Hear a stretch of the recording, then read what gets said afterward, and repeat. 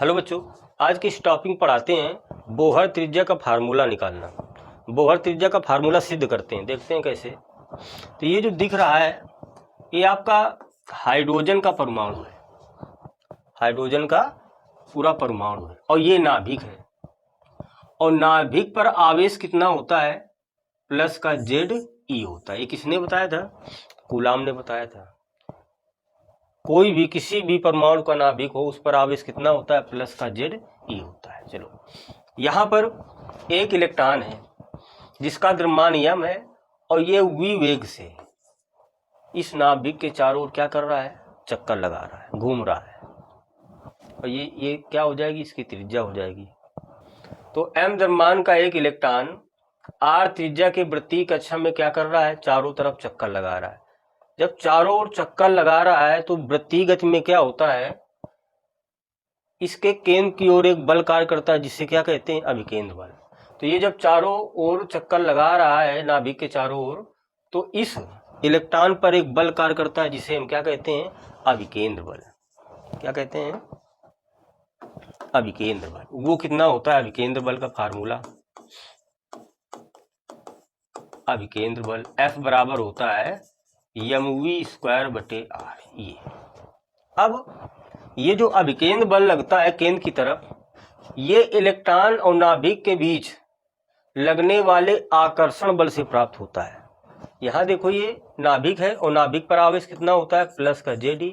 और यहाँ इलेक्ट्रॉन है, इलेक्ट्रॉन पर आवेश E और ये बीच की दूरी क्या है? R है। तो यहाँ पर कौन सा बल है? इलेक्ट्रॉन माइनस का होता है और नाभिक प्लस का होता है। तो प्लस और माइनस के कारण ये क्या करता है? इसको आकर्षित करता है। नाभिक क्या कर रहा है? इस इलेक्ट्रॉन को आकर्षित कर रहा है। तो आकर्षित कर रहा है तो कौन सा बल लगेगा कूलाम के नियम के अनुसार? तो इसमें एक वैद्युत बल काम करता है, वैद्युत आकर्षण बल या बल लिख देते हैं। वो कितना होता है? F बराबर कूलाम के नियम के अनुसार 1/4πε0 Q1 Q2। तो Q1 हो जाएगा ये और Q2 हम इसको मान लेंगे ये। तो अर्थात Ze Q1 और इलेक्ट्रॉन E और R का स्क्वायर। तो ये जो अभिकेंद्र बल इसको प्राप्त होता है इस इलेक्ट्रॉन और नाभिक के आकर्षण बल से प्राप्त होता है। इन दोनों बलों को हम बराबर कर देते हैं तो आ जाएगा mv²/r बराबर 1/4πε0। ये क्या हो जाएगा? Ze² और बटे r²। r से r क्या हो जाएगा? कैंसिल। क्या बचेगा आपका? बचेगा mv² बराबर 1/4πε0 इंटू Ze² बटे r। कैंसिल हो तो एक r ये बचा। ये आ गया आपका समीकरण 1। डाल देते हैं। कहने का मतलब ये है कि माना एक m द्रव्यमान का इलेक्ट्रॉन है और नाभिक के चारों ओर r त्रिज्या की कक्षा में क्या कर रहा है? चारों तरफ घूम रहा है। तो इसके केंद्र को एक बल कार्य करेगा, v वेग से क्या कर रहा है? घूम रहा है। तो इलेक्ट्रॉन पर केंद्र की ओर एक बल कार्य करता है। कितना? अभिकेंद्र बल mv²/r। यह बल इसको कहाँ से प्राप्त होता है? नाभिक और इलेक्ट्रॉन के बीच लगने वाले आकर्षण बल से, अर्थात इस बल से। इन दोनों बलों को हमने क्या कर लिया? बराबर कर लिया। अब बोहर ने देखो, पिछले लेक्चर में बोहर की प्रथम परिकल्पना क्या थी? प्रथम परिकल्पना से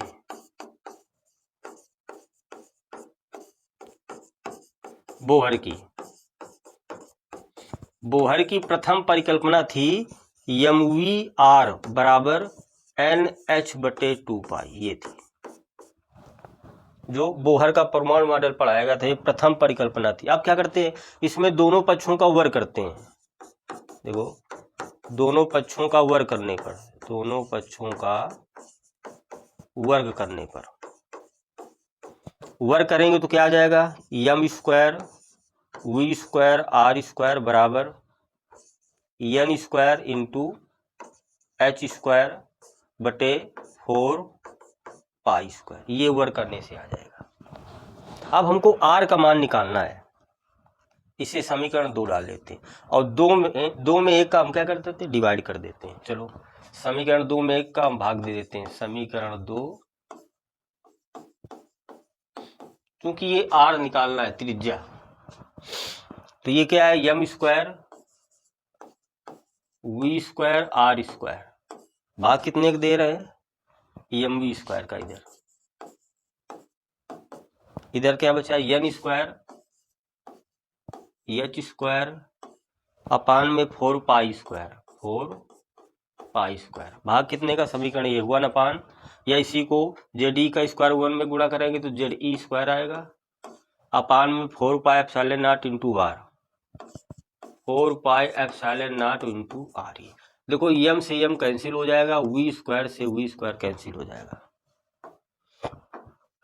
ये अब इसका गुणा कहाँ हो जाएगा, इधर, और इसका गुणा कहाँ हो जाएगा, इधर। तो इधर एम से एम कटा तो एक एम बचा, वी स्क्वायर कैंसिल होगा, क्या बचा, आर स्क्वायर। इधर इसका हम ऊपर गुणा करा लेंगे तो N square H square into 4 pi epsilon naught into R, इसका इधर गुणा होगा तो 4 pi square into Z E square, ये आ जाएगा। देखो 4 से 4 कैंसिल हो जाएगा, इसमें 4 से 4 चला गया, पाई से पाई चला गया, ये तो बचा क्या, तो एम आर स्क्वायर बराबर बचा N square H square epsilon naught, ये, और आर से एक आर भी चला जाएगा तो इधर क्या है एम आर के वह बचेगा, ये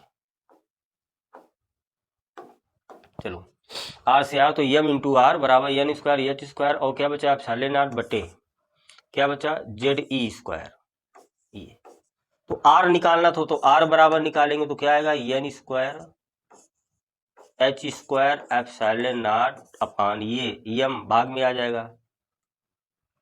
एक देखते हैं पाई भी बचा है, ये तो आ जाएगा पाई एम जेड ई स्क्वायर, ये आ गया बोहर त्रिज्या का फार्मूला, सिद्ध हो गया, बहुत ही सिंपल है।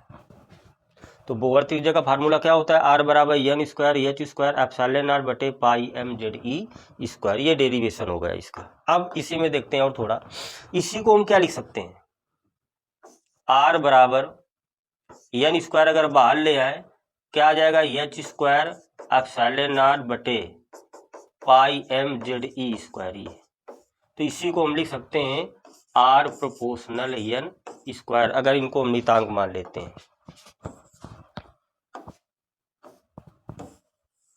ये अब अगर इसी में हम n बराबर रख दें 1, 2, 3 डॉट डॉट, तो क्या आ जाएगा, n की जगह 1 रखेंगे तो r1 क्या आ जाएगा, n की जगह 2 रखेंगे तो वो क्या आ जाएगा r2 आ जाएगा, इसी प्रकार r3 डॉट डॉट क्या आ जाएगा, n की जगह 1 का स्क्वायर 1 अनुपात 2 रखेंगे तो r2 आ जाएगा, 2 का स्क्वायर 4, ये 3 रखेंगे तो 3 का स्क्वायर 9, ये इसी प्रकार डॉट डॉट। अर्थात ये जो बोहर की त्रिज्या होती है किस अनुपात में आगे बढ़ती है, 1 अनुपात 4 अनुपात 9 अनुपात, अगर 4 रख देंगे तो कितना आ जाएगा 16, इस प्रकार त्रिज्या का अनुपात बढ़ता है। तो ये बहुविकल्पी में कई बार क्वेश्चन पूछा गया है कि बोहर त्रिज्या किस अनुपात में आगे बढ़ती है, तो आपको ऑप्शन दिए होंगे तो उसमें 1 अनुपात 4 अनुपात 9 अनुपात 16, ये n की जगह 1 तो 1 का स्क्वायर 1, 2 का स्क्वायर 4, 3 का स्क्वायर 9, 4 का स्क्वायर 16, इस प्रकार बोहर त्रिज्या क्या होती है आगे बढ़ती है। तो ये हो गया आपका बोहर त्रिज्या का फार्मूला।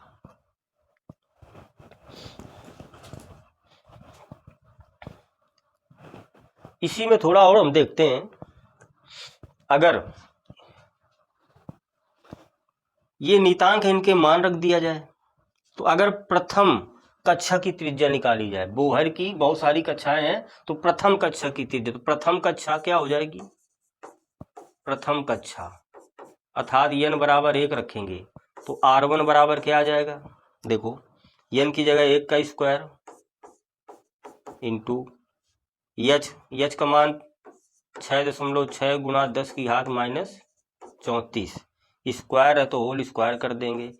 एप्सिलॉन नॉट का मान कितना होता है 8.85 गुणा 10 की घात -12 बटे पाई का मान 3.14, यम इलेक्ट्रॉन का द्रव्यमान 9.1 गुणा 10 की घात -31 इंटू जेड हाइड्रोजन का है तो परमाणु क्रमांक कितना होता है 1, ई स्क्वायर यानी 1.6 गुणा 10 की घात -19 का होल स्क्वायर। ये तो इसको हम अगर हल करेंगे इतने को, ये 1 स्क्वायर छोड़कर, तो ये क्या आ जाएगा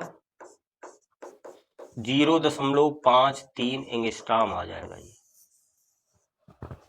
इतने गुणा भाग करेंगे कितना आएगा 0.53 एंगस्ट्रॉम आ जाएगा।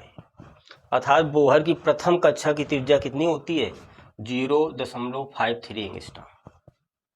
ये n स्क्वायर है पहली कक्षा की त्रिज्या, इसको n स्क्वायर को छोड़कर इतने का गुणा भाग कितना है 0.53 एंगस्ट्रॉम। तो अर्थात इसी को हम लिख सकते हैं R1 बराबर n स्क्वायर इंटू 0.53 एंगस्ट्रॉम। ये अगर पहली कक्षा की त्रिज्या निकालना है तो n की जगह 1 का स्क्वायर यानी 0.53 एंगस्ट्रॉम। अगर दूसरे कक्षा की त्रिज्या निकालना है तो n की जगह 2 रख दो, 2 का स्क्वायर इंटू 0.53 एंगस्ट्रॉम। ये तो 2 का स्क्वायर 4, 4 3 12, 4 5 20 और 1 21, तो 2.12 एंगस्ट्रॉम आ जाएगा। इसी प्रकार तीसरी कक्षा की त्रिज्या निकालना है R3 बराबर, तो n की जगह 3 का स्क्वायर 9 और इंटू 0.53 एंगस्ट्रॉम। बस गुणा करा दो 9 का, तो R3 बराबर आ जाएगा 9 त्रिका 27, 9 पना 45 47, 4.77 एंगस्ट्रॉम। अर्थात हमको डायरेक्ट याद रखना होगा कि इनका सब गुणनफल कितना आता है 0.53 एंगस्ट्रॉम। इस प्रकार हम बोहर की किसी भी त्रिज्या, किसी भी कक्षा की त्रिज्या निकाल सकते हैं। ये मेन फार्मूला है। अगर पहली कक्षा की निकालना है तो n की जगह 1 रख दो, 1 का स्क्वायर और 0.53 में गुणा करा देंगे। दूसरी कक्षा की त्रिज्या निकालना है तो n की जगह 2, 2 का स्क्वायर 4 का गुणा करा दो। तो एक क्वेश्चन इससे बहुविकल्पी में 1 नंबर में बहुत पूछा जाता है कि बोहर की चौथी कक्षा की त्रिज्या निकालो, तो n की जगह 4, 4 का स्क्वायर 16, 16 का गुणा करा देंगे, बोहर की चौथी कक्षा की त्रिज्या आ जाएगी। तो ये हो गया आपका बहुत ही इंपॉर्टेंट डेरिवेशन है, बहुत ही एग्जाम में पूछा जाता है, लगभग प्रत्येक साल पूछा जाता है डेरिवेशन। तो ये हो गया आपका बोहर की त्रिज्या का फार्मूला।